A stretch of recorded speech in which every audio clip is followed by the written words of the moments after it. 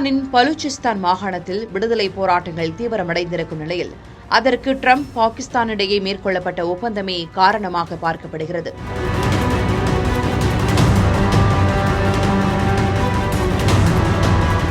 தனி நாடு கோரி போராடும் இயக்கங்கள் பாகிஸ்தானின் மிகப்பெரிய மாகாணமான பலூச்சிஸ்தானில் தொடர்ந்து செயல்பட்டு வருகின்றன.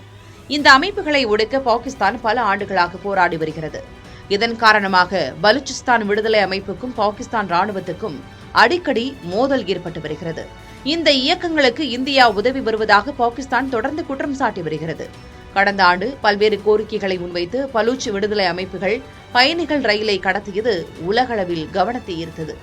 அதிலும் கடந்த ஒரு மாதமாக பாகிஸ்தான் ராணுவ தளங்களை குறிவைத்து பலூச் விடுதலை ராணுவத்தினர் பல்வேறு தாக்குதல்களை நடத்தி வருகின்றனர்.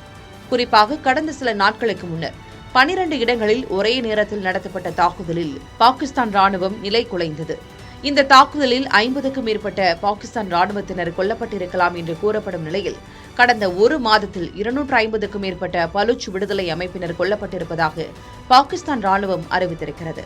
கடந்த ஒரு மாதமாக பலூச் விடுதலை ராணுவத்தினர் நடத்தி வரும் இந்த தாக்குதலுக்கு அமெரிக்கா, பாகிஸ்தான் இடையே மேற்கொள்ளப்பட்ட ஒப்பந்தமே முக்கிய காரணமாக சொல்லப்படுகிறது.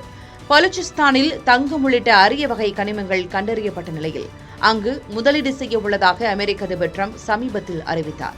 ட்ரம்பின் இந்த அறிவிப்புக்கு பலூச் விடுதலை அமைப்பு கடும் கண்டனம் தெரிவித்ததோடு பலூச் மண்ணில் பாகிஸ்தான் எந்த செயலிலும் ஈடுபடக்கூடாது என்று எச்சரிக்கை விடுத்தது.